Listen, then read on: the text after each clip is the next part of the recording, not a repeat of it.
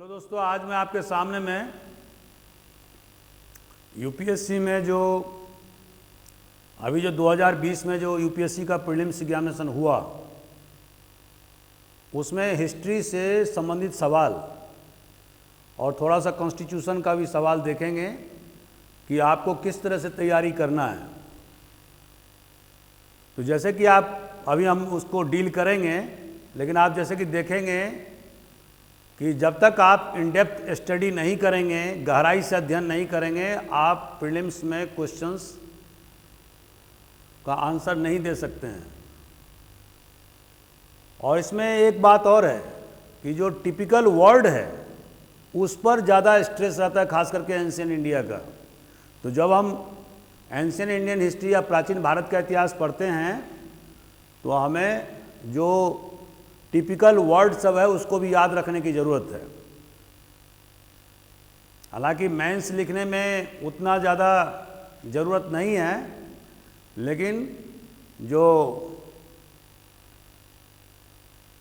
Prelims के examination जो अभी जो कंडक्ट किया जा रहा है, उसमें जो टर्मिनोलॉजी है, जो स्पेसिफिक वर्ड है, वो किसके लिए इस्तेमाल किया गया है, वो सब पर ज़्यादा कंसंट्रेशन करने की ज़रूरत है। मेरे द्वारा गुप्ता पीरियड पर, मौर्य पीरियड पर और वैदिक पीरियड के social, economic, political, religious conditions के बारे में वीडियो बनाए गए हैं। आप वहाँ पर AJIS एकेडमी इंदौर टाइप करें यूट्यूब पर और सब्सक्राइब करें, आपको सारे के सारे वीडियो मिल जाएंगे। उसके अलावा मैंने प्लेलिस्ट में भी डाल दिया है, तो वहाँ पर भी आपको ज़्यादा परेशान होने की ज़रूरत नहीं है। तो आप देखें उसको, और जितना ज़्यादा आपको नॉलेज रहेगा उतनी ही ज़्यादा प्रीलिम्स में सक्सेस होने के चांसेस होंगे। मतलब कहने का अर्थ यह है कि प्रीलिम्स एग्जामिनेशन में आपको एक्सटेंसिव स्टडी की ज़रूरत है। एक्सटेंसिव माने विस्तार पूर्वक। और जो मेंस एग्जामिनेशन है उसमें आपको इंटेंसिव स्टडी की ज़रूरत है कि किसी क्वेश्चन को आपको किस तरह से आपको लिखना है और किस गहराई के साथ में लिखना है, तो उसको बोलते हैं इंटेंसिव स्टडी। और एक्सटेंसिव स्टडी होता है कि रेंज ऑफ इंफॉर्मेशन आपका बहुत बड़ा होना चाहिए। इस चीज़ को ध्यान रखने की ज़रूरत है। तो जैसे कि हम बारी बारी से आपको बताएंगे कि इसका मतलब क्या होता है। हालांकि आज मुझे इस टॉपिक पर लेक्चर नहीं लेना चाहिए था, क्योंकि मैं चाहता था कि पहले फाउंडेशन मजबूत हो। अगर फाउंडेशन मजबूत नहीं होगा तो फिर टुकड़ों टुकड़ों में जानकारी उपलब्ध करने से कोई मतलब नहीं है। कि ये कोई सब इंस्पेक्टर का एग्जामिनेशन नहीं है, ये कोई आरक्षक का एग्जामिनेशन नहीं है जिसमें कि लोग रट्टा मारते हैं। इसमें आपको डिटेलिंग चाहिए। जब आप यूपीएससी की तैयारी करते हैं तो आप, या MPPSC का और ख़ास करके यूपीएससी का, तो आपको बहुत ज़्यादा डिटेल में पढ़ना होता है। ठीक है, तो इसीलिए आप एक्सटेंसिव स्टडी भी करें और साथ साथ इंटेंसिव स्टडी भी करें। दोनों स्टडी का कॉम्बिनेशन होना चाहिए। तो अब हम चलते हैं कि 2020 में जो हिस्ट्री से सवालात पूछे गए थे, लगभग 16 क्वेश्चंस पूछे गए थे तो इंडियन हिस्ट्री से, तो उसके बारे में बारी बारी से व्याख्या करते हैं कि इसका मतलब क्या होता है। तो पहला क्वेश्चन है, with reference to the cultural history of India which one of the following is the correct description of the term paramita. परमिता एक टिपिकल टर्म है, परमिताज। अब आंसर इसका उन्होंने आंसर दिया है, the earliest Dharmashastra text written in aphoristic sutra style. दूसरा, philosophical school that did not accept the authority of Vedas. तीसरा, perfection whose attainment led to the bodhisattva path. चौथा, powerful merchant guilds of early medieval South India. 61वां नंबर question है, भारत के सांस्कृतिक इतिहास के संदर्भ में पारमिता शब्द का सही विवरण निम्नलिखित में से कौन सा है। पहला आंसर दिया उन्होंने, सूत्र पद्धति में लिखे गए प्राचीनतम धर्मशास्त्र पाठ। दूसरा, वेदों के प्राधिकार को अस्वीकार करने वाले दार्शनिक संप्रदाय, और तीसरा परिपूर्णताएं जिनकी प्राप्ति से बोधिसत्व पथ प्रशस्त हुआ, और चौथा आरंभिक मध्यकालीन दक्षिण भारत की शक्तिशाली व्यापारिक श्रेणियां मतलब गिल्ड। तो अब ये पारमिता मतलब क्या होता है? पारमिता, इसका अगर शाब्दिक अर्थ करेंगे तो इसका जो संधि विच्छेद करेंगे तो क्या होगा? परम जोर मिता। तो परम मतलब एब्सोल्यूट, परफेक्शन, हाईएस्ट लेवल। जैसे परमवीर चक्र अपन हम लोग बोलते हैं, तो परम मतलब और मिता मतलब ज्ञान। तो मतलब ये परमिता मतलब जो हाईएस्ट परफेक्शन ऑफ नॉलेज, जिन्होंने ज्ञान बहुत ऊंचे स्तर पर प्राप्त कर लिया है, इसको बोलते हैं परमिता। तो जैसे कि आप देखेंगे ये होता है, जो इसका तीसरा आंसर है क्या है? परिपूर्णताएं जिनकी प्राप्ति से बोधिसत्व पथ प्रशस्त हुआ। अब ये बोधिसत्व क्या होता है? ये तीसरा आंसर जो इसका होगा, जो सी जो इसका जो मल्टीपल चॉइस आंसर है उसमें तीसरा जो आंसर है वो सही है। तो परिमिता वर्ड जो है वो बौद्ध धर्म से संबंधित है, और इसमें यह बताया गया है कि बोधिसत्व मतलब क्या होता है? बोधिसत्व मतलब जो बुद्धिज्म को ऐसा व्यक्ति जो बौद्ध धर्म को या बुद्ध को प्राप्त करने की कोशिश करता है, माने ज्ञान प्राप्त करने की कोशिश करता है, मतलब मोक्ष प्राप्त करने की कोशिश करता है या कर लिया है, उसको बोलते हैं बोधिसत्व। हिंदू परिवेश में आप बोलेंगे परम ज्ञानी व्यक्ति।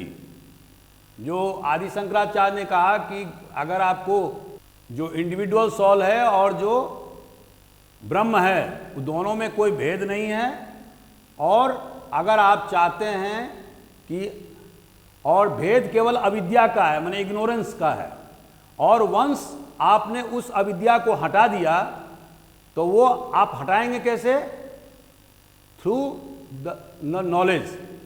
अगर ज्ञान प्राप्त करके आपने उस अविद्या को हटा दिया तो फिर ब्रह्म में और जीव में जो इंडिविजुअल सोल है, जीव मतलब इंडिविजुअल सोल, उसमें कोई अंतर नहीं है।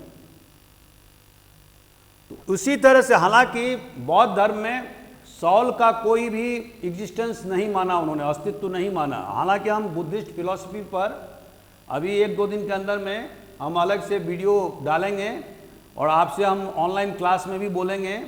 सिर्फ 1 या 2 दिन के अंदर में क्योंकि हमने देखा है कि बहुत सारे क्वेश्चंस बुद्ध धर्म से संबंधित पूछे जा रहे हैं, और हमें मालूम भी होना चाहिए क्योंकि हमारे देश में ही इसकी उत्पत्ति हुई, और अभी विश्व का चौथा धर्म है जनसंख्या के मान से, मतलब क्रिश्चियनिटी, इस्लाम, हिंदू और उसके बाद में बौद्ध धर्म। तो हमें बुद्धिस्ट फिलॉसफी के बारे में, जैना फिलॉसफी के बारे में और हिंदू फिलॉसफी के बारे में जरूर जानना चाहिए।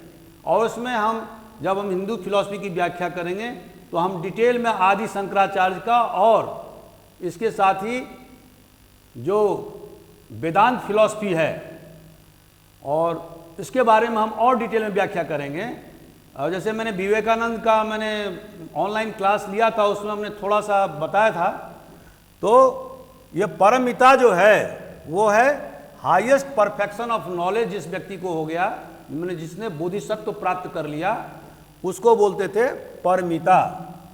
ये याद रखने की चीज़ है। इसका आंसर ये है। इसके अलावा और एक क्वेश्चन था, उसमें बौद्ध धर्म से ही संबंधित था, उसको मैं अभी देखता हूँ, या 1 बाय 1 करके हम देखते हैं। भारतीय इतिहास के संदर्भ में क्वेश्चन नंबर 62, 1884 का रखमाबाई मुकदमा किस पर केंद्रित था?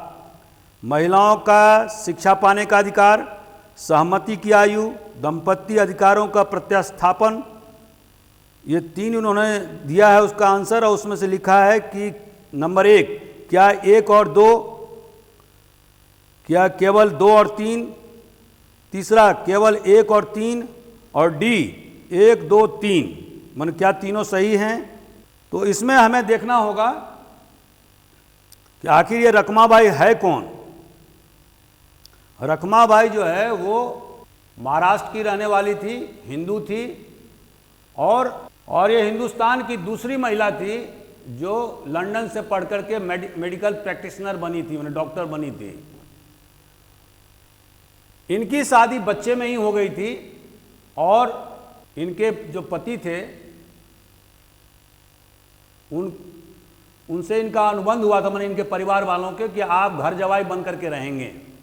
बाद में विवाद हुआ और विवाद के तहत में इनके पति ने इनके खिलाफ में मुकदमा कायम कर दिया for the restitution of conjugal life, दाम्पत्य जीवन स्थापित करने के लिए। निचले अदालत ने इनके पक्ष में, मतलब रखमाबाई के पक्ष में फैसला दिया, लेकिन बाद के ऊपर के अदालत ने इनके खिलाफ में जजमेंट दिया। और ये जो जजमेंट था वो हिंदू लॉ और इंग्लिश लॉ, ये इससे दोनों में एक बहुत ज़बरदस्त विरोधाभास की स्थिति उत्पन्न हो गई। और उस समय के जो पेपर थे, अखबार थे, खास करके जो बाल गंगाधर तिलक का जो मराठा जो उनकी पत्रिका थी, उसमें उन्होंने इसका ज़बरदस्त विरोध किया। जो इसका जजमेंट आया था कि शुरू के निचले अदालत में कि अगर आप अपने पति के पास में नहीं जाती हैं तो आपको 6 महीना जेल में होना पड़ेगा। तो ये एक कंट्रोवर्सी पैदा हुआ और इसी केस से एज ऑफ कंसेंट एक्ट 1891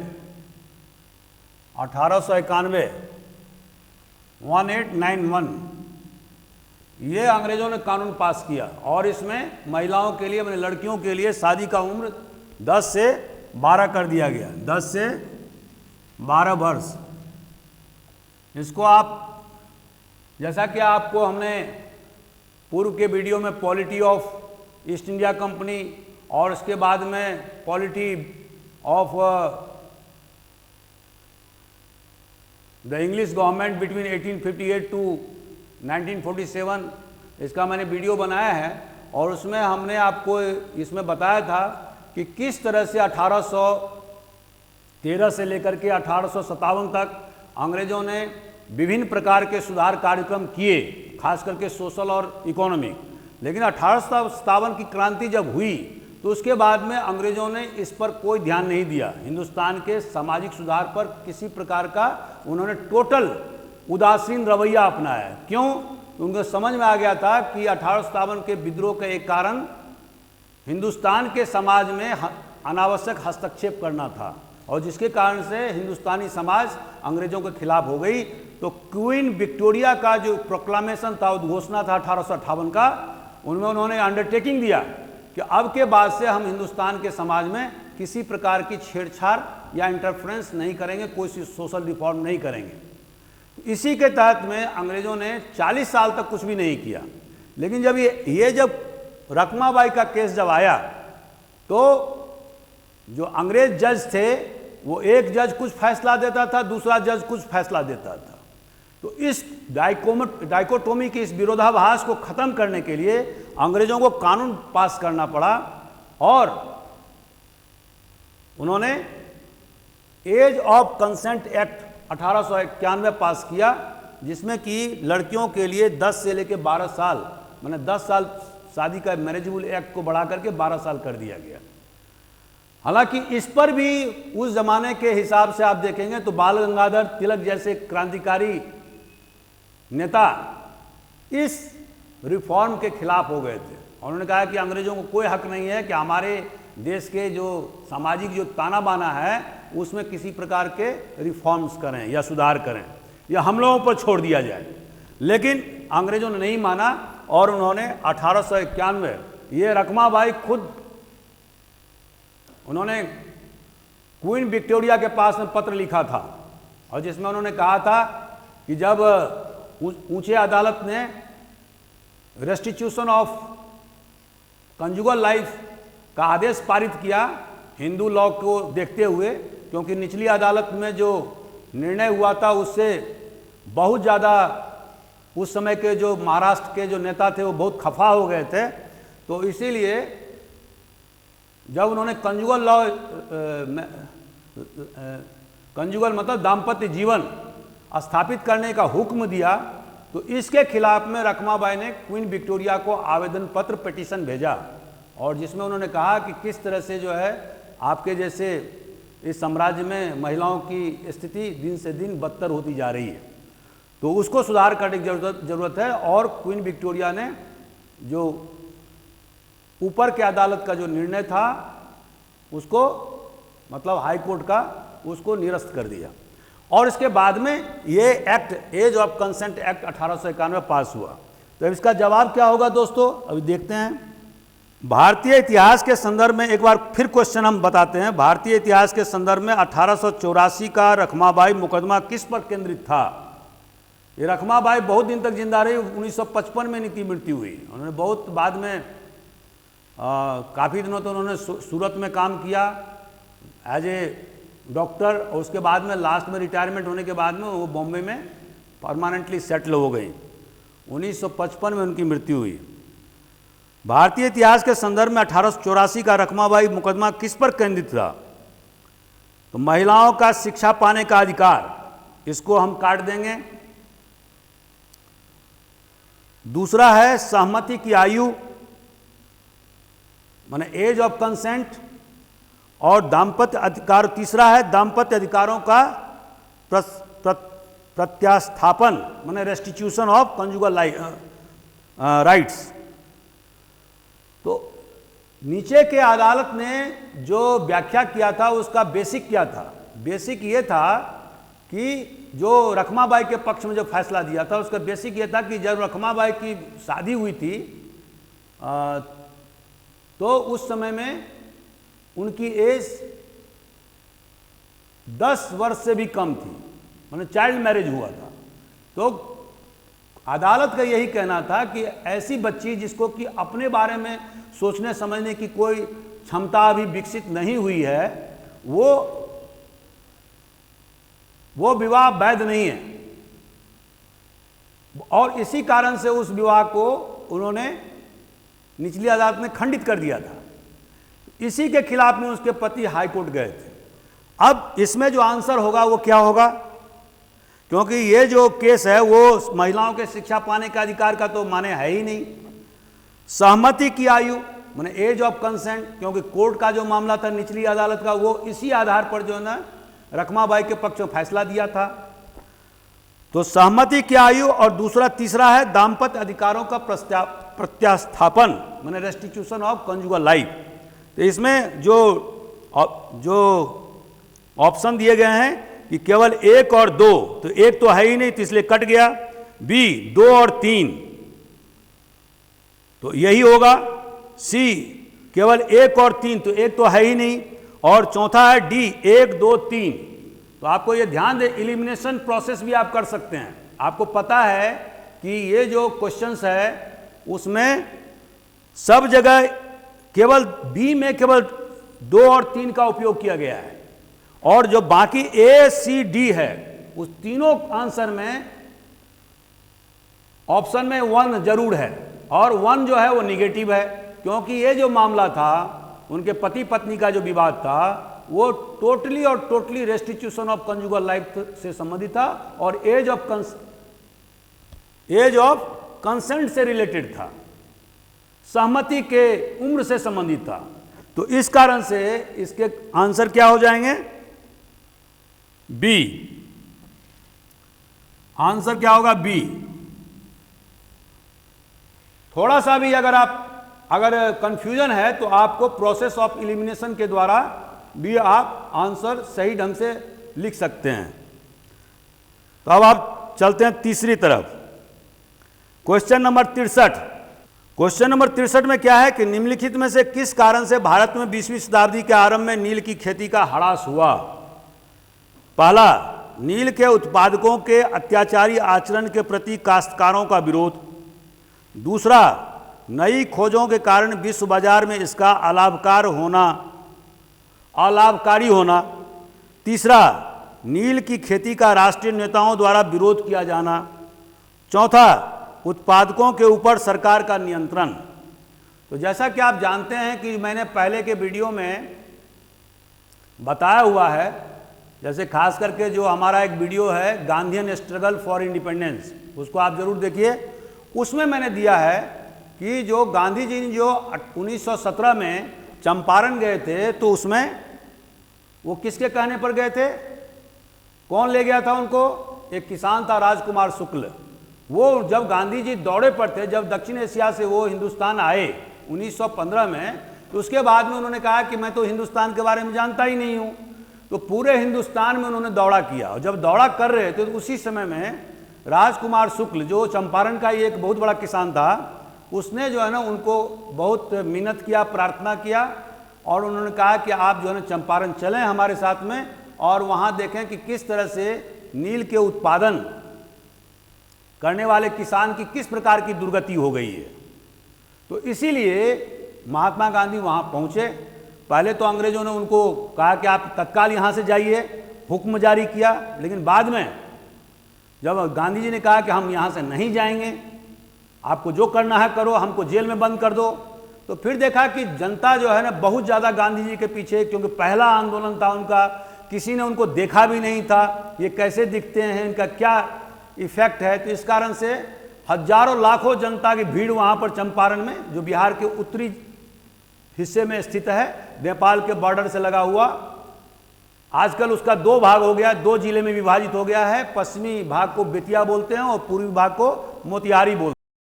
तो दोस्तों, यहाँ पर जब अंग्रेजों ने देखा कि बहुत ज़्यादा लॉ एंड ऑर्डर की स्थिति निर्मित हो जाएगी, तो उन्होंने मान लिया और गांधी जी को वो जो अपना आदेश था अंग्रेजों ने उसको विड्रॉ कर लिया। अब इसके बाद क्या हुआ? इसके बाद में एक कमेटी का निर्माण किया गया और उन्होंने जांच किया, और जांच करने के बाद में गांधी जी ने कहा कि आप जांच करके रिपोर्ट दीजिए कि क्या किसानों की स्थिति क्या है। तो जांच में पाया गया कि इसको बोलते हैं 3 कठिया सिस्टम। मैं धीरे धीरे आप लोगों को बारी बारी से रिवाइंड भी करता जा रहा हूं ताकि आपके दिमाग में इम्प्रिंट हो जाए। 3 कठिया सिस्टम। और ये 3 कठिया सिस्टम क्या होता है? जैसे कि 20 कट्ठा का 1 एकड़ होता है या 1 बीघा होता है। उधर उत्तर बिहार में एकड़ नहीं चलता था, पुराने जमाने में बीघा चलता था, और अभी भी अधिकांश भाग में बीघा ही चलता है। तो 1 बीघा होता है 20 कट्ठे का कट्ठा। और इसमें जो अंग्रेज, आपको मालूम होगा कि नील का उत्पादन जो है ना, अंग्रेजों ने अपने पास में पूरी तरह से मोनोपोली करके रखा था, अंग्रेज प्लस यूरोपियन। इसमें हिंदुस्तानी किसान नील का उत्पादन नहीं कर सकते थे। ये टोटल जो है वो उनका एकाधिकार था। जिस तरह से उन्होंने कॉफ़ी पर एकाधिकार किया था, चाय पर एकाधिकार किया था, रबर पर एकाधिकार किया था, उसी तरह से उन्होंने नील पर भी एकाधिकार किया था। तो बंगाल में इसका बहुत ज़बरदस्त विरोध हुआ, और मैंने आपको कहा था कि एक नील दर्पण नाम की किताब जो 1859-60 में लिखी गई थी, और जिसमें कि उस जमाने का विस्तृत विवरण किया गया कि किस तरह से पहले तो बंगाल में ही नील का उत्पादन होता था, लेकिन वहाँ पर ज़बरदस्त आंदोलन हुआ, और जिसके कारण से जो अंग्रेज प्लांटर्स थे वो उस इलाके को छोड़ करके बिहार के इलाके में उन्होंने नील का उत्पादन करना शुरू किया। और इसके तहत में उन्होंने किसानों पर पाबंदी लगाई कि आप 1 बीघा में कम से कम 3 कट्ठा जो है 3/20 जो है ना आपको उत्पादन करना ही होगा। और इसके लिए वो क्या करते थे, उनको लोन देते थे किसानों को, और उस पर कॉन्ट्रैक्ट साइन कराते थे। और साइन कराने के बाद चूंकि किसान उतना जागरूक नहीं था, बहुत ज़्यादा लिटरेट नहीं था, उनको समझ में नहीं आता था कि क्या लिखा हुआ उसमें, इसका बेजा फायदा अंग्रेज उठाते थे। और लोन के एवज में जब वो चुकारा नहीं किसान कर पाता था, तो उससे बहुत ज़्यादा हाई एग्जॉर्बिटेंट राइट या बहुत हाई रेट पर उनसे ऋण वसूली करते थे, और उसका ब्याज लगाते थे ब्याज के साथ, और इससे किसानों की कमर टूट जाती थी। और इसी कारण से गांधी जी वहाँ गए थे, और वहाँ पर जब जांच में पाया गया कि जो किसानों का जो आरोप है कि जो नीलहे साहब, जो प्लांटर्स, जो नील का उत्पादन, जो प्लांटर पूंजीपति, उसको नीलहे साहब बोलते थे, ये नीलहे साहब लोग बहुत ज़्यादा जो है ना किसानों पर जाति किए हैं। तो उसके बाद में ये तय हुआ कि 25% जाति, जितना भी जाति किया गया उसका 25% जो पैसा संबंधित किसानों को वापस की जाएंगे। और इस तरह से पहला जो आंदोलन था गांधी जी का वो सफल हुआ और यहीं से उन्होंने आंदोलन की राजनीति शुरू किया, एजुकेशनल पॉलिटिक्स का। तो दोस्तों अब इसका जवाब क्या होगा? इसमें कोई, ये 4 ऑप्शन दिए गए हैं, लेकिन इसमें कोई भी जो है वो फिर अलग अलग नहीं किया गया है कि ए और बी सही है जिस तरह से दूसरे क्वेश्चन में। तो इसका जवाब होगा कि नई खोजों के कारण, जैसे कि आप जानते हैं कि 20वीं शताब्दी में आते आते जर्मनी ने सिंथेटिक नील का उत्पादन करना शुरू कर दिया। सिंथेटिक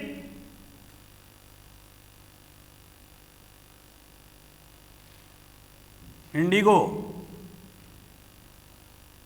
और इसके कारण से इंटरनेशनल मार्केट में, माने अंतर्राष्ट्रीय बाजार में नील के जो दाम थे वो बहुत ज़्यादा घट गए। चूंकि जो नीलहे साहब जो यहाँ खेती करते थे उनको ज़बरदस्त घाटा हो रहा था, उस घाटे की भरपाई के लिए वो क्या कर रहे थे, किसानों से औने पौने दाम पर वो उनसे कॉन्ट्रैक्ट साइन करा रहे थे, उनसे ज़बरदस्त पैसा वसूल कर रहे थे, उनसे ब्याज वसूल कर रहे थे, चक्रवृद्धि ब्याज के दर से उनसे पैसा वसूली किया जाता था। तो हालांकि आंसर सभी जो है आप लगभग देखेंगे कि इसमें नील के उत्पादकों के अत्याचारी आचरण के प्रति काश्तकार का विरोध चल रहा था, लेकिन वो इतना ज़्यादा नहीं था क्योंकि जो किसान थे वो उसके नीलहे साहब के सामने में कुछ बोल ही नहीं सकते थे। किसानों की कमर टूट जरूर रही थी। अगर यहीं पर आंसर रहता कि बताइए कि नंबर 1 ए और बी और सी सही है या ए और बी सही है, तो फिर हम आंसर उसका अलग होता, क्योंकि हम जानते हैं कि 1917 से जो चंपारण सत्याग्रह हुआ गांधी जी का, तो उसके बाद से राष्ट्रीय नेताओं द्वारा तो बहुत ज़्यादा विरोध किया जाने लगा। धीरे धीरे बिहार से भी जो है इंडिगो का उत्पादन धीरे धीरे कम हो गया। ये बात तो सही है, लेकिन अभी इस आंसर के परिप्रेक्ष्य में क्या जवाब होगा? जवाब ये होगा, अब जैसे डी है, उत्पादकों के ऊपर सरकार का नियंत्रण, ये कोई नियंत्रण नहीं था।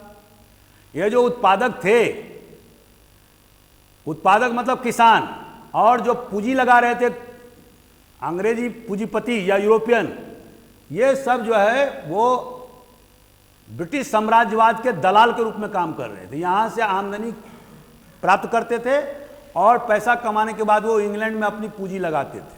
तो ये तो आंसर सही नहीं है। नील की खेती का राष्ट्रीय नेताओं द्वारा विरोध किया जाना, अब ये बात भी सही है, विरोध तो किया जा रहा था, लेकिन इससे नील की खेती का ह्रास हुआ इसका कोई संबंध नहीं है। नील के उत्पादकों के अत्याचारी आचरण के प्रति काश्तकारों का विरोध, ये विरोध तो हो रहा था, लेकिन विरोध इक्का दुक्का हो रहा था, या इनके इतनी ताकत नहीं, क्योंकि ये क्या करते थे, ये जबरदस्त मारपीट करते थे वहाँ के किसानों से। खासकर नीलहे साहब जो है रस्सी में बांध करके घरों को आग लगा दिया करते थे, लोगों को पेड़ से लटका दिया करते थे। तो इसके कारण से जो किसान था वो डर के मारे खेती करता था, पैसा उनको देता था, तो वो कोई बहुत बड़ा कारण नहीं था। इससे कोई नील की खेती में ह्रास नहीं हुआ।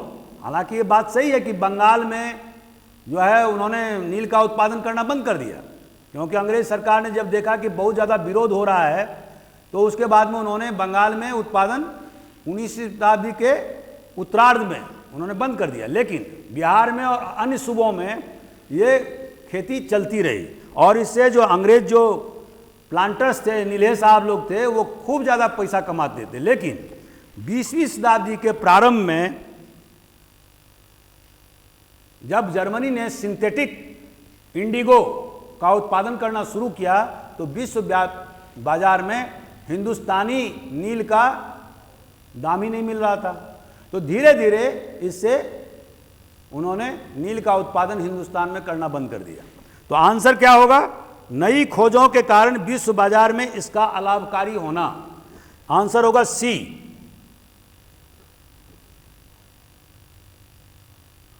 63 का सी। अब इसके बाद में अगला क्वेश्चन देखते हैं। अब 71 नंबर क्वेश्चन क्या है? भारत के इतिहास के संदर्भ में निम्नलिखित युग्मों पर विचार कीजिए। युग्म मतलब जोड़ पर।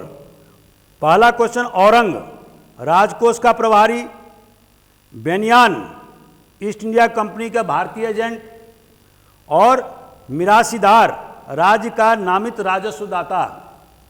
अब इसमें से पूछता है कि उपरोक्त युग्मों में से कौन सा सही या सुमेलित है। केवल 1 और 2, केवल 2 और 3, केवल 3, केवल 1, 2, 3। अब जैसे कि आप जानते हैं कि औरंग क्या होता है, ये के जो है ये पर्शियन वर्ड है, जैसे औरंगजेब, आपने देखा होगा औरंगजेब। तो औरंग क्या होता है? औरंग मतलब the person who is very much smart, very much handsome, इसको बोलते हैं। जो बहुत सुंदर है, बहुत ज़्यादा भव्य पर्सनैलिटी है, उसको बोलते हैं औरंग। अब ये राजकोष का प्रभारी तो हो नहीं सकता है। बेनियान, अब बेनियान कोई टर्म तो है नहीं, ज़्यादा से ज़्यादा बनियान जो है ना, जो हम लोग जो पुरुष जो इनर गारमेंट जो पहनते हैं उसको बनियान बोलते हैं, हम लोग बनियान बोलते हैं। कुछ लोग उत्तर भारत में गंजी बोलते हैं, तो ये भी नहीं है। तीसरा है मिरासीदार। अब ये मिरासीदार कौन होता है? अब दोस्तों आप जानते होंगे, अभी मैंने दक्षिण भारत के इतिहास को नहीं पढ़ाया है, तो अभी मैं आपसे अपेक्षा भी नहीं कर रहा हूँ। 2-4 दिनों के अंदर में मैं दक्षिण भारत के इतिहास, खास करके संगम एज, और उसके बाद में चोला पीरियड, और उसके बाद में विजयनगर एम्पायर, इसके बारे में दक्षिण भारत का ही पूरा लेक्चर लूँगा। बंद हो गया क्या? उन लोगों को सुनाई पड़ रहा है क्या? तो दक्षिण भारत का हम इतिहास लेंगे, उससे आपको बहुत सारे शब्दों के माने समझ में आ जाएंगे। क्योंकि दक्षिण भारत के इतिहास में सबसे बड़ा जो प्रॉब्लम है वह है टिपिकल टर्म, और हम जो उत्तर भारतीय हैं हम लोग, उनको ये टर्म याद रहता नहीं है, काफ़ी उलझा हुआ टर्म रहता है। तो मैं कोशिश करूँगा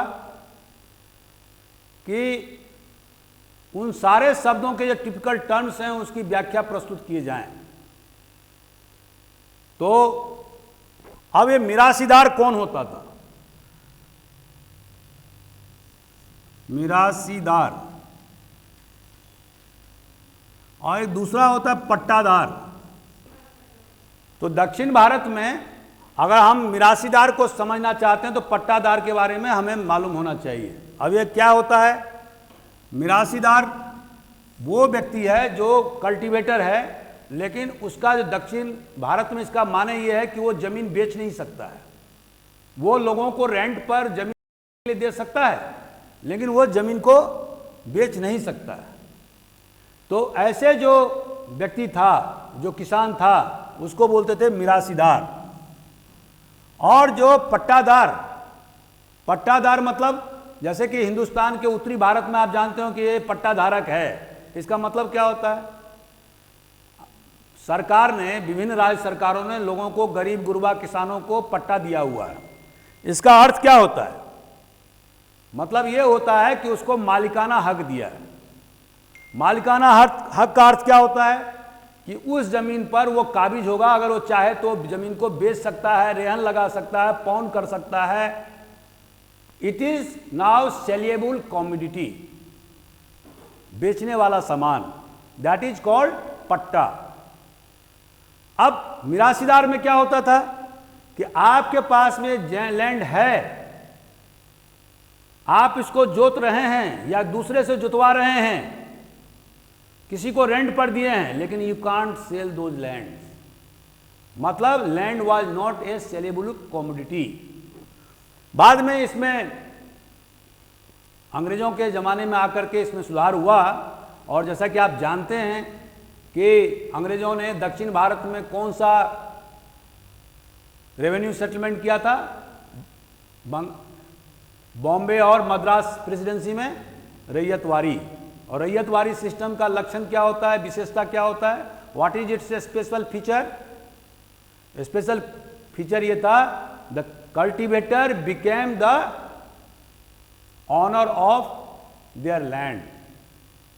तो वो जो मिरासीदार और पट्टादार का जो डिवीजन था, that division was completely finished of, समाप्त कर दिया गया। और तो इसका जो जवाब होगा वो क्या होगा? जवाब है, तो जैसे पहला दिया कि आंसर दिया केवल 1 और 2, एक में औरंग है और बेनियान है तो होगा ही नहीं। केवल 2 और 3, बेनियान है और मिरासीदार है तो ये भी नहीं होगा। केवल 3 में क्या है, मिरासीदार है। और चौथा क्या है, 1 2 3, मतलब औरंग, बेनियान और मिरासीदार। क्वेश्चन, अब इसका जवाब क्या होगा? सी, केवल मिरासीदार। तो इसका आंसर क्या हो गया? सी। मैं समझता हूं कि आप लोग समझ रहे होंगे। मैं डिटेल में व्याख्या इसलिए कर रहा हूं कि ताकि आपको उसका कंटेक्स्ट भी मालूम हो, और यदि कंटेक्स्ट मालूम होगा तो आप फिर दोबारा से भूलेंगे नहीं आगामी 10-20 साल तक। अगर केवल आपने आंसर देख लिया, सुन लिया, तो आप 6 महीने के बाद में आप भूल जाएंगे।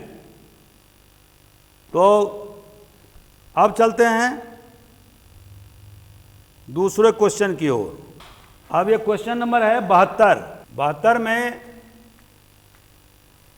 क्या लिखा हुआ है कि भारत के धार्मिक इतिहास के संदर्भ में निम्नलिखित कथनों पर विचार कीजिए। स्थाविरवादी महायान बौद्ध धर्म के से संबंध है। लोकोत्तरवादी संप्रदाय बौद्ध धर्म के महासंघिक संप्रदाय की एक शाखा थी। और तीसरा, महासंघिकों के द्वारा बुद्ध के देवत्वारोपण ने महायान बौद्ध को प्रोत्साहित किया। अब इसका मैं थोड़ा अंग्रेजी में देख लेता हूं, because term is very much typical. With reference to the religious history of India, consider the following statement. Sthaviravadin belong to Mahayana Buddhism. दूसरा, Lokottaravadin sect was an offshoot of Mahasanghika sect of Buddhism. तीसरा, deification of Buddha by Mahasanghika fostered the Mahayana Buddhism. अब दोस्तों, मैं इसके बारे में अलग से अभी क्लास लूँगा और साथ साथ मैं वीडियो भी आपको प्रस्तुत करूँगा, खास करके बुद्धिस्ट फिलॉसफी के बारे में, क्योंकि 2 क्वेश्चन अभी तक पीटी में प्रीलिम्स में आ गए, तो मैं इस पर डिटेल में व्याख्या प्रस्तुत करूँगा और उससे आपको काफ़ी सहूलियत भी होगी। अभी के लिए मैं इसका जवाब इतना ही देना चाहता हूँ कि बौद्ध धर्म के स्थापना के बाद काफ़ी मतलब 300-400 वर्षों के बाद में उसमें 2 भाग हुए। एक स्थाविरावादीन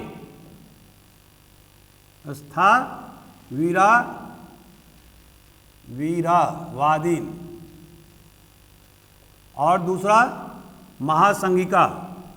अब जैसे कि आप जानते हैं कि बौद्ध धर्म में एक से एक इंटेलेक्चुअल लोग पैदा हुए। नागार्जुन का नाम आप जानते ही होंगे, और बहुत सारे जो इंटेलेक्चुअल्स पैदा हुए जो हिंदुस्तान में या विश्व में बहुत कम पैदा हुए। मैंने बौद्ध धर्म के अवतरण के लगभग 1000 वर्षों तक, और इसमें बहुत जबरदस्त इंटेलेक्चुअल विवाद होता रहा। तो शुरुआती दौर में 2 इसका जो है वो बौद्ध धर्म में 2 सेक्ट हो गया, स्थाविरावादीन और दूसरा महासंघिका। और इसी से बाद में स्थाविरावादीन से हीनयान निकला और इसे महासंघिका से महायान। अब ये जो 2 सेक्ट में जो बटे, वो एक्चुअली में जो कनिष्क ने जो पेशावर में ये याद रखने की चीज़ है कि बुद्धिस्ट धर्म में 4 काउंसिल हुए। ये सब क्वेश्चन प्रीलिम्स में आपको पूछ सकता है, इसीलिए मैं उसकी व्याख्या प्रस्तुत कर रहा हूँ। आपको मालूम होना चाहिए कि बौद्ध धर्म के स्थापना के बाद में सबसे पहला जो बुद्धिस्ट काउंसिल हुआ वो कहाँ हुआ था? राजगृह में। उस समय में जो वहाँ का जो मगध का नरेश था, आपको मालूम होना चाहिए पहला जो मगध का राजधानी थी वो राजगृह में थी। उसको गिरिब्रज भी बोलते हैं क्योंकि पहाड़ों से घिरा हुआ है।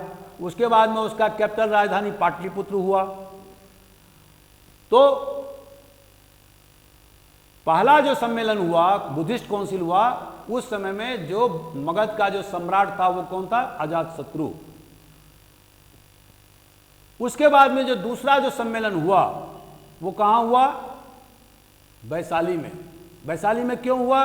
क्योंकि उस समय में शिशुनाग जो डायनेस्टी था मगध में, उसने कुछ दिनों के लिए वैशाली में अपना कैपिटल स्थापित कर लिया था और इसीलिए वैशाली में वहां पर बुद्धिस्ट काउंसिल का आयोजन हुआ। क्योंकि बौद्ध धर्म में बहुत जबरदस्त मतांतर होते रहते थे और उसको सेट राइट करने के लिए, उसको ठीक करने के लिए समय समय पर बुद्धिस्ट काउंसिल का आयोजन किया जाता रहा। और तीसरा जो काउंसिल हुआ था, बुद्धिस्ट काउंसिल, वो हुआ था अशोक के, सम्राट अशोक के पीरियड में, पाटलिपुत्र में। और चौथा जो हुआ था वो कहाँ हुआ था? पेशावर में, जब कनिष्क था हिंदुस्तान का, माना आधे उत्तर भारत के आधे से ज़्यादा इलाकों का सम्राट। तो यहाँ पर जो चौथा जो सम्मेलन हुआ था, वहीं पर बौद्ध धर्म में 2 फाड़ हो गया। और वो क्या हो गया? हीनयान और दूसरा महायान। महायान में बुद्ध को सुपर नेचुरल, महात्मा बुद्ध को सुपर नेचुरल पावर घोषित किया गया। उनकी मूर्ति पूजा होने लगी, इमेज वर्शिप होने लगी। लेकिन हीनयान में क्या हुआ? उन्होंने कहा कि नहीं, हम आपकी बात को नहीं मानते हैं।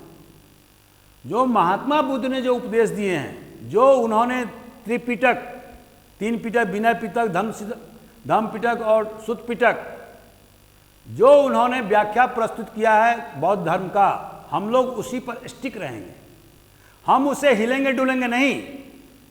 मतलब उनको आप आज की तारीख में कंजर्वेटिव कर सकते हैं, लेकिन जो महासंघिका था वो वक्त के साथ चलना चाहता था, बौद्ध धर्म को ज़्यादा प्रचार प्रसार करना चाहता, लोगों को ज़्यादा से ज़्यादा लोगों को लुभाना चाहता था। अब स्वामी विवेकानंद ने क्या किया? उन्होंने समझा कि भाई अगर आदि शंकराचार्य के वेदांत फिलॉसफी को अगर हम रखेंगे तो लोग उसको एक्सेप्ट नहीं करेंगे। जिस तरह से वहाँ पर ईसाई मिशनरियों का प्रभाव बंगाल में जबरदस्त रूप से चल रहा था और लग रहा था कि बंगाल पूरा क्रिश्चियनिटी में कन्वर्ट हो जाएगा, तो रामकृष्ण परमहंस और उसके बाद में स्वामी विवेकानंद ने क्या किया? उन्होंने आदि शंकराचार्य की व्याख्या तो हिंदू धर्म का रखा, उसको बेस रखा, फाउंडेशन रखा। उन्होंने एकेश्वरवाद या मोनोथिज्म की अवधारणा को स्पष्ट रूप से कहा कि हिंदू धर्म में बहुवाद नहीं हो सकता है, बहुदेववाद नहीं हो सकता है, एक ही परब्रह्म है। लेकिन उन्होंने उसको थोड़ा सा मॉडिफाइड किया कि everybody is the embodiment of divine self, जो मैंने पहले के लेक्चर में आपको बताया था कि हर व्यक्ति में ईश्वर की गुण है, ईश्वर का विशेषताएं हैं। और अगर आप ईश्वर को प्राप्त करना चाहते हैं तो समाज सेवा करो। अगर सोशल सर्विस के थ्रू, सोशल सर्विस, आप सर्विस टू गॉड, मतलब ईश्वर की सेवा मतलब सामाजिक सेवा, सामाजिक सेवा के माध्यम से आप ईश्वर की सेवा या ईश्वर तक पहुंच सकते हो। और इसलिए उन्होंने इमेज का भी विधान रखा कि इमेज वर्शिप को भी, क्यों कि वो वहाँ की जनता, जैसे कि आप जानते हैं कलकत्ता और उसके आसपास में बहुत ज़्यादा, अभी दुर्गा पूजा मना है, कल बहुत ज़बरदस्त आयोजन होता है और उनको पता था कि अधिकांश जनता जो है, जिस तरह से ईसाई मिशनरी हिंदुओं पर आक्रमण कर रहे हैं, तो उसमें हो सकता है कि सारे लोग ईसाई धर्म को अपना लें। ट्राइबल बेल्ट में अधिकांश जगह उन्होंने, जो छोटा नागपुर अभी झारखंड का जो इलाका है उसमें अधिकांश जगह वो सफल भी हो गए ईसाई मिशनरी लोग। और अभी आप देखेंगे कि लगभग 40% 30% लोग ईसाई हो गए वहाँ। तो बंगाल को ईसाइयत से बचाने के लिए उन्होंने क्या किया, हिंदू धर्म को थोड़ा सा जो है मोल्ड किया। और वो क्या था, ताकि अधिक से अधिक लोग हिंदू धर्म के बारे में समझ सकें। आप ऐसा हाई फिलोसफिकल रिलीजन रखेंगे और लोगों के समझ में नहीं आएगा तो लोग उसको एक्सेप्ट नहीं करेंगे। तो आदि शंकराचार्य का जो फिलॉसफी था, हालांकि इससे बड़ा फिलॉसफी हो नहीं सकता है और ये वर्ल्ड के किसी भी फिलॉसफी से सबसे ज़्यादा अच्छा फिलॉसफी है, लेकिन आम जनता के लिए ये उसके समझ से परे है, उतना वो नहीं समझ सकता है। तो इसीलिए विवेकानंद ने ऐसा किया। तो महायान वाले जो चाह रहे थे वो यही चाह रहे थे, और इसीलिए उन्होंने कहा कि जो हीनयान का जो बौद्ध धर्म का जो असली रूप है, जो ओरिजिनल जो चीज़ है, वो ज़्यादा से ज़्यादा लोगों को या दूसरे जाति को या दूसरे समाज को ज़्यादा प्रभावित नहीं कर सकता।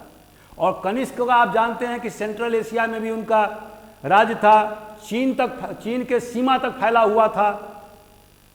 और इस बौद्ध धर्म के प्रचार प्रसार के लिए दो लोग जो है ना महत्वपूर्ण, जो सम्राट ने भूमिका अदाई थी, वो पहला था सम्राट अशोक और बाद के वर्षों में सम्राट कनिष्क। और कनिष्क ने सेंट्रल एशिया में और चाइना में, जापान में, इन इलाकों में बौद्ध धर्म को प्रचार प्रसार या उनको फैलाने का काम किया। तो ये जो महायान था वो महासंघिका का ही जो है वो परिष्कृत रूप था। अब आगे चलते हैं, इसका आंसर क्या होगा। तो जैसे देखिए, deification of Buddha by Mahasanghika foster the Mahayana Buddhism, एकदम सही है, ये तो लाइन एकदम सही है। दूसरा, Lokottaravadi sect was an offshoot of Mahasanghika sect of Buddhism. ये लोकोत्तरवादी जो सेक्ट है, जो ये कौन है, ये इसको जो नॉर्थ वेस्टर्न एरिया में, जो आजकल अफगानिस्तान का इलाका है, वहाँ पर इसको क्या बोलते थे, लोकोत्तरवादीन। ये एक ऑफशूट था, ये एक छोटी शाखा थी किसकी, महासंघिका की, या उसको आप, हाँ, तो ये दोनों सही है। और पहला क्या है, स्थाविरवादीन बिलोंग्स टू महायान बुद्धिज्म, तो ये गलत है। क्यों गलत है कि जो हमने बताया कि सेक्ट जो है, जो दो भाग में जो पहले विभाजित हुआ, वो स्थाविरवादीन था पहला और दूसरा था महासंघिका। स्थाविरवादीन बाद में परिष्कृत होकर के हीनयान सेक्ट हो गया, जो बुद्ध के ओरिजिनल प्रिसेप्ट को मानने वाले लोग तो जो श्रीलंका में भी प्रचलित है, वो हीनयान को मानते हैं। और महासंघिका जिसमें कि गॉड ने बुद्ध को देवता स्वरूप प्रदान किया गया और उनका इमेज वर्शिप किया जाने लगा, और ये बाद में महासंघिका महायान में परिष्कृत हो गया। और फोर्थ बुद्धिस्ट काउंसिल में इन दोनों सेक्ट का अलग अलग विभाजन हो गया। तो अब आप समझ गए होंगे, अभी मैंने थोड़ा सा ही बताया आपको, तो कि सो दैट कि आपका कंसेप्ट क्लियर हो, because you are appearing for UPSC examination. तो आप सब इंस्पेक्टर के लेवल की बात नहीं सोच सकते, कांस्टेबल की बात नहीं सोच सकते। You must have a wide knowledge about everything, and I will give you delivered lecture on this topic, philosophy of Buddhism, within 2 to 3 days. Wait for this. Till now I am just explaining all the answers before you. तो अब इसका जवाब क्या होगा, what will happen? तो जैसे कि इसमें है कि आंसर में है कि 1 और 2 ओनली, तो पहला तो कट गया तो ये होगा ही नहीं। 2 और 3 ओनली, केवल 3 ओनली, और 1 to 3 ओनली, माने 1 to 3, तो 1 to 3 तो होगा ही नहीं क्योंकि पहला ही हमने कट कर दिया। अब क्या बचा, सी, 3 ओनली। 3 में क्या है, deification of Buddha by Mahasanghika foster the Mahayana Buddhism, तो ये सही है। लेकिन एक और भी है, दूसरा, Lokottaravadi sect was an offshoot of Mahasanghika sect of Buddhism, ये भी सही है क्योंकि ये नॉर्थ वेस्टर्न और अफगान अफगानिस्तान एरिया में चलता था। तो इसका आंसर क्या हुआ? B, 2 and 3 only. 72 का बी, ये इसका आंसर हुआ। दोस्तों, अभी एग्जाम होने के बाद में आपने बहुत सारे आंसर्स यूट्यूब पर देखे होंगे, लोगों ने जगह जगह डाले हैं, उससे हमारा समस्या हल नहीं होता है। हम ये चाहते हैं कि इस तरह का क्वेश्चन अगर दोबारा से किसी एग्जाम में आए, चाहे वो पीएससी में आए, चाहे यूपीएससी में आए, तो फिर आपको आज जो मैंने लेक्चर दे दिया उसके बाद में आपको किताब देखने की जरूरत नहीं पड़ेगी, because now I am clearing all concepts. तो अगर कंसेप्ट मेरा क्लियर है तो वो दिमाग के जो सबकॉन्शियस लेवल में पहुंच जाता है और फिर वो भुलाने से भी नहीं भूलता है। तो मेरा प्रयास यही है और हमारा पढ़ाने का तरीका भी यही है, जो कि दूसरों से थोड़ा सा हटके है। आप इसको बियर करें और अपना फीडबैक भी बताएं कि whether I am going on the right track और not, because feedback is more important than what I visualize about you and about myself. अब अगला एक क्वेश्चन ये है, question number 76, 72, 73। Which of the following statement correctly explain the impact of industrial revolution on India during the first half of the 19th century? अब इसके बारे में मैं वीडियो बना चुका हूं, आप जरूर उसको पढ़ें। तो क्या क्या है? Indian handicrafts were ruined first half of the 19th century, मतलब 1800 से लेकर के 1850। तो इंडियन हैंडीक्राफ्ट्स वर रूइंड, ये बात सही है, क्योंकि 1813 से लेकर 1857 के बीच में अंग्रेजों ने क्या किया? स्वतंत्र व्यापार की नीति अपनाया उसमें। और आपको मालूम होना चाहिए कि 1813 में ईस्ट इंडिया कंपनी का जो मोनोपोली था हिंदुस्तान पर, जो उन्होंने 1600 ईस्वी में प्राप्त किया था क्वीन एलिजाबेथ से, वो समाप्त हो गया था। केवल चाइना के टीक पर उनका व्यापार रह गया था जहां पर मोनोपोली था। तो ये हमेशा ध्यान रखने वाली बात है। तो क्या हुआ? सारे मर्चेंट जो ब्रिटिशर्स मर्चेंट थे, other than the merchant of East India company, all thronged into India. अब इसका क्या हुआ? तो उन्होंने हिंदुस्तान को एक मैन्युफैक्चर, एक कॉलोनी में परिवर्तन कर दिया, हिंदुस्तान को कॉलोनी में कन्वर्ट कर दिया और इसको एक बनाए हुए, चूंकि आप जानते हैं कि इंडस्ट्रियल रिवॉल्यूशन इंग्लैंड में शुरू हो चुका था 18वीं शताब्दी के उत्तरार्ध में, और वहाँ के मशीन से बनाए हुए सामान हिंदुस्तान में आते थे, यहाँ से कच्चा माल वो लोग अंग्रेज वहाँ जाते थे। हमने typical colonial structure of economy उन्होंने बना दिया। तब इसका आंसर क्या होगा? इंडियन हैंडीक्राफ्ट वाज रूइंड, एकदम सही है। Machines were introduced in Indian textile industry in large numbers, ये गलत है, उन्होंने कोई मशीन इंट्रोड्यूस नहीं किया। ये तो 20वीं शताब्दी में जाकर के जो है अंग्रेजों ने नहीं, हिंदुस्तानियों ने खुद मशीन लगाना चालू किया। जैसे कि मैंने पहले की वीडियो में गांधी स्ट्रगल में हमने कहा था, अहमदाबाद का जो कॉटन मिल था जिसमें कि स्ट्राइक हुआ था, और गांधी जी ने कहा था कि 35% जो है ना इसमें आप बढ़ाइए लोगों की मजदूरी, और वो सारा भाई जी नहीं मान रहे थे, जो कि गांधी जी के भी दोस्त थे। तो फिर उन्होंने भूख हड़ताल कर दिया, उनके साथ में मजदूरों के साथ खड़े हो गए, और इसके बाद में उनको 35 कमीशन बैठाई गई और 35% मजदूरी बढ़ाया गया। ये दूसरा क्वेश्चन तो एकदम ही गलत है। Railway lines were laid in many parts of the country, ये भी गलत है। ये जो रेलवे लाइन का जो विकास हुआ वो हुआ कब? 1853 में। 1853 में हुआ, जो आप जानते हैं कि बॉम्बे से थाने जो है वो पहला रेलवे लाइन डाला गया था, आप सबको मालूम है। पोस्टल लाइन भी, पोस्टल डिपार्टमेंट चालू किए गए थे, रेलवे लाइन डाले गए थे, टेलीग्राम की व्यवस्था हुई थी। ये सारे काम किसने किए थे? लॉर्ड डलहौजी ने। वो कब हुआ था? 1850 के बाद में।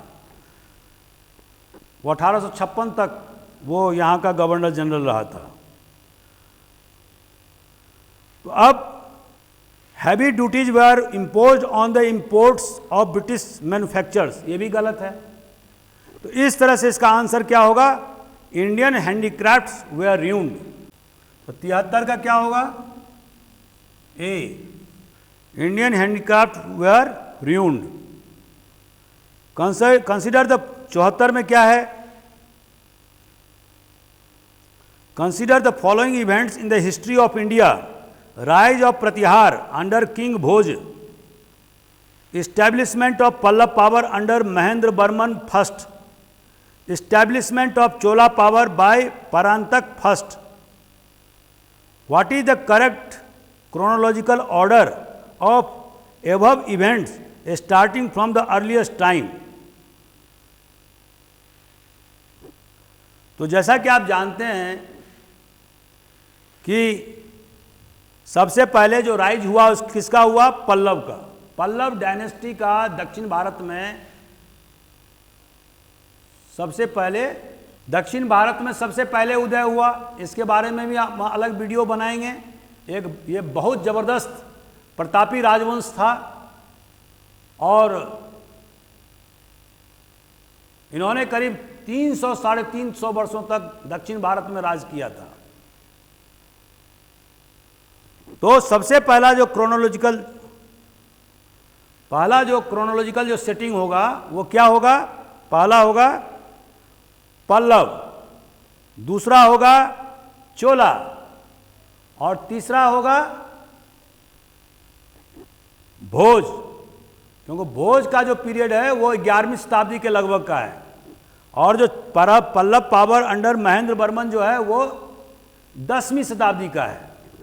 तो अब आप जो इसका सेटिंग बनाएंगे और पाल डायनेस्टी फाउंडेड बाय गोपाल, अरे तो चौथा भी है ये। तो इस तरह से आप इसका जो जवाब होगा वो ये होगा 2, 1, 3, यानी 2 सबसे पहले पल्लव, उसके बाद में प्रतिहार, उसके बाद में माने 2, 1 और उसके बाद में 4, उसके बाद में 3। तो 2, 1, 4, 3 ये कहाँ आंसर है? ए। तो इसका मतलब ये हुआ कि 74 का जो है वो ए आंसर होगा। अब ये दोस्तों इस क्वेश्चन से आपको क्या समझ में आया? इस क्वेश्चन से ये समझ में आया कि क्रोनोलॉजी को भी जानना जरूरी है कि कौन पहले आया कौन बाद में आया। इतिहास पढ़ने का सबसे बड़ा जो इम्पोर्टेंट जो एक फैक्टर है वो है क्रोनोलॉजी। हिंदुस्तान में ये सबसे बड़ा दिक्कत वाली बात थी क्योंकि हिंदुस्तान में हिंदुओं के द्वारा इतिहास लेखन की परिपाटी नहीं थी।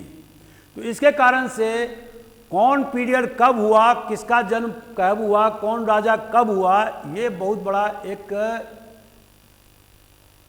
विवादित मुद्दा रहता था। लेकिन धीरे धीरे हिंदुस्तान में इतिहासकारों ने अब हिंदुस्तान के इतिहास का पूरी तरह से क्रोनोलॉजिकल सेटिंग कर दिया है। तो इसीलिए अब वो दिक्कत वाली बात नहीं है। तो जब इतिहास आप पढ़ेंगे तो आपको जरूर क्रोनोलॉजी के बारे में मालूम होना चाहिए कि वन आफ्टर अनदर ये क्या हो रहा है। उसके बाद में अगला क्वेश्चन क्या है? Which of the following phrases defines the nature of hundi generally referred to in the sources of post-Harsha period and advisory issued by the king to his subordinates, a diary to be maintained for daily accounts, a bill of exchange, an order from the feudal lord to his subordinates। अब इसका जो answer होगा वो आपको सबको मालूम है कि हुंडी का क्या उपयोग होता था। ये it is a bill of exchange. आप हथौटी बोलते हैं देहातों में, उत्तर भारत में, बिहार यूपी में हथौटी, कि आपको प्रोमिसरी नोट्स बना दिया कि मैं धारक को इतना पैसा दिया जिसको कि इसका ब्याज इतना होगा और इसके बाद में जो है ना ये इतने तारीख को ये पैसा वापस कर देगा। और लोग क्या करते थे, उसको हुंडी ले लेते थे, उसी हुंडी को फिर दूसरे को भी वो बेच देते थे। And that was treated just like a currency in the olden time. तो हुंडी जो है वो क्या है? बिल ऑफ एक्सचेंज है। तो आंसर क्या होगा इसका? And advisory issued by the king to his subordinate, ये हो ही नहीं सकता है। A diary to be maintained for daily accounts, ये नहीं है। On an order from the feudal lord to his subordinate, अपने अधीनस्थों को सामंतों के द्वारा आदेश जारी किया जाना, ये भी हुंडी का अर्थ नहीं है। ये वर्ड जो है हुंडी बहुत ही पॉपुलर वर्ड था प्राचीन भारत में। इसका आंसर क्या हुआ? 75, मतलब सी।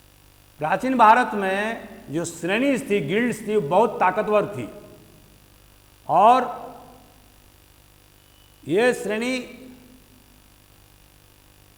व्यापारियों के संग हुआ करती। शहरों में इनके बड़े बड़े गिल्ड्स हुआ करते थे और ये अपना निर्णय खुद लिया करते थे, खास करके, और इवन सामाजिक क्षेत्रों में भी निर्णय लिया करते थे। अब एक क्वेश्चन और ले लेते हैं। स्वतंत्रता संग्राम के समय लिखी गई सखाराम गणेश देवस्कर की पुस्तक देशेर कथा के संदर्भ में निम्नलिखित कथनों पर विचार कीजिए। इस पुस्तक में औपनिवेशिक राज्य द्वारा मस्तिष्क की सम्मोहक विजय के विरोध की चेतावनी दी। इस पुस्तक ने स्वदेशी नुक्कड़ नाटकों तथा लोकगीतों को प्रेरित किया। तीसरा, देवस्कर द्वारा देश शब्द का प्रयोग बंगाल क्षेत्र के विशिष्ट संदर्भ में किया गया था।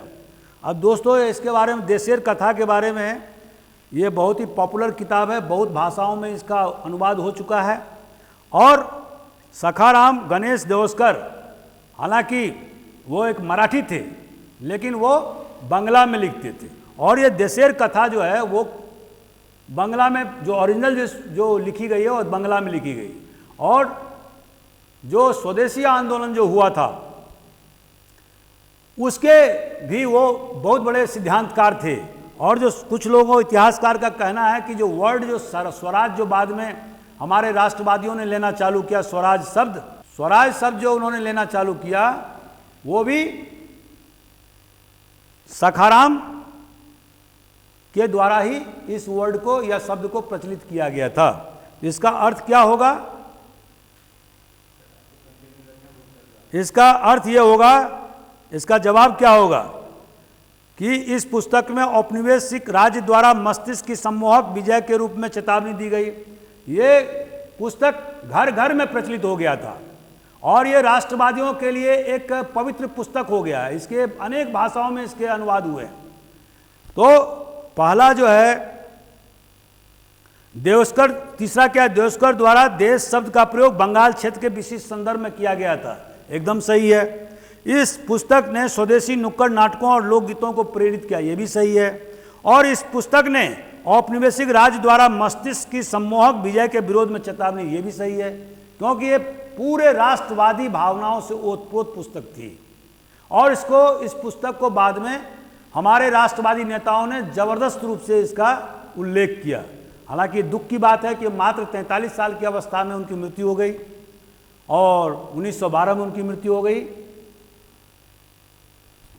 लेकिन इन्होंने उस समय के जो स्वदेशी आंदोलन जो चल रहा था, अपने लेखनी से उन्होंने जबरदस्त छाप छोड़ी। तो इसका दोस्तों, इसका आंसर क्या होगा? 1, 2, 3, मतलब आंसर 76 का डी। अब अगला क्वेश्चन चलते हैं 77। गांधी इरविन समझौते में निम्नलिखित में से क्या सम्मिलित थे? पहला, राउंड टेबल कॉन्फ्रेंस में भाग लेने के लिए कांग्रेस को आमंत्रित करना, एकदम सही है, क्योंकि पहला जो राउंड टेबल कॉन्फ्रेंस हुआ था उसमें अंग्रेजों ने कांग्रेस को इनवाइट नहीं किया था और कांग्रेस भी इनवाइट को किनारा कर दिया था। तो दूसरा, मतलब राउंड टेबल कॉन्फ्रेंस 3 बार हुआ, ये याद रखने वाली बात है। उस समय में जो वाइसराय था वो कौन था? Lord Irwin.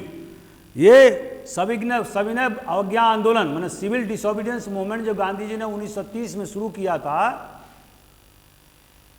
उसके बाद में जब ये आंदोलन अपने चरम पर था, जिसमें कि आपको मैंने उस वीडियो में गांधी स्ट्रगल फॉर इंडिपेंडेंस में लिखा है, बनाया, उसमें गांधी जी दांडी मार्च तक गए।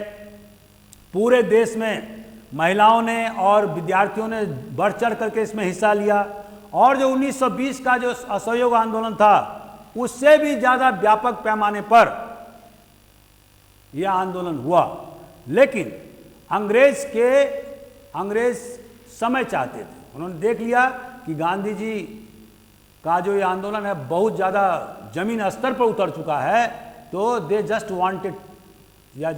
Wanted two by time. वो गांधी जी से समझौता करना चाहते और गांधी जी ने थोड़े समय में संतुष्ट हो जाते थे। तो उसके बारे में आप डिटेल में आप देखेंगे। तो इसमें क्या है कि राउंड टेबल कॉन्फ्रेंस भागने के लिए कांग्रेस को आमंत्रित किया। गांधी इरविन जो समझौता हुआ 1931 में, उसमें क्या क्या पॉइंट्स था, तो ये पॉइंट ये समझौता का हिस्सा था, तो ये सही है। असहयोग आंदोलन के संबंध में जारी किए अध्यादेशों को वापस लेना, ये भी सही है, क्योंकि जब आंदोलन अपने चरम पर आ गया तो अंग्रेजों ने मार्शल लॉ लागू कर दिया पूरे देश में और तरह तरह के लोगों को जेल में बंद करना शुरू किया। हमने 60,000 से ज़्यादा लोगों को उन्होंने जेल में बंद कर दिया और सारे नेताओं को जेल में बंद कर दिया, गांधी जी को भी जेल में बंद कर दिया। पुलिस की जातियों की जांच करने के लिए गांधी जी के सुझाव की स्वीकृति, अब यह कहीं नहीं आया, तो इसीलिए तीसरा नहीं होगा। केवल उन्हीं कैदियों की रिहाई जिन पर हिंसा का अभियोग नहीं था, यह भी सही है। तो इसका मतलब यह हुआ कि 1, 2 और 4 ये सही है। तो 1, 2, 4 कौन सा है? बी, मतलब 77 का बी इसका आंसर होगा। अब एक और लास्ट में क्वेश्चन ले लेते हैं दोस्तों, इसके बाद मैं समाप्त करूंगा। ये जो 78 है उसमें लिखा, अब अस्पृश्य समुदाय के लोगों को लक्षित कर प्रथम मासिक पत्रिका बिटाल विध्वंसक किसके द्वारा प्रकाशित किया गया? तो इसमें जो जवाब है वो क्या है? गोपाल बाबा बलंकर, ज्योतिबा फूले, मोहनदास करमचंद गांधी, भीमराव रामजी अंबेडकर। तो इसमें जो जवाब है वो है गोपाल बाबा बालंकर, ये महाराष्ट्र के रहने वाले थे हैं। तो इसका जवाब पहला जो है 78 का ए है, और जो केवल अस्पृश्य लोगों को टारगेट करके ये पत्रिका छापी गई थी उनके द्वारा। और लास्ट में जो एक और क्वेश्चन लेता हूं 79, भारत के इतिहास के संदर्भ में कुल्यबाप तथा द्रोणबाप शब्द किसको निर्दिष्ट करता है? तो इसमें पहला जो क्वेश्चन बॉस दोस्तों ये है, भूमाप, विभिन्न मौद्रिक मूल्यों के सिक्के, नगर के भूमि का वर्गीकरण, धार्मिक अनुष्ठान। तो कुल्यबाप और द्रोणबाप जो है वो क्या है? लैंड मेजरमेंट के तरीके। कब था ये तरीके? गुप्ता पीरियड में था। और इसमें जो दो शब्द आए हैं कुल्यबाप और लैंडमार्क, मतलब 1.5 जो कुल्यबाप है वो 8 द्रोणबाप के बराबर होता था उस जमाने में। और इसकी जानकारी हमें बैग्राम कॉपर प्लेट से मिलती है जो गुप्ता पीरियड में इशू हुआ था। और कुमार गुप्ता का जो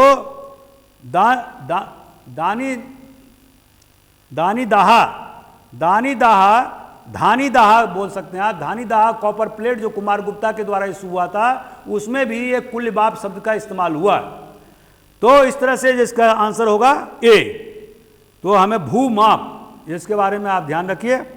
तो दोस्तों अभी मेरा समय समाप्त होता है, अगर आपको कुछ पूछना हो तो आप पूछ सकते हैं।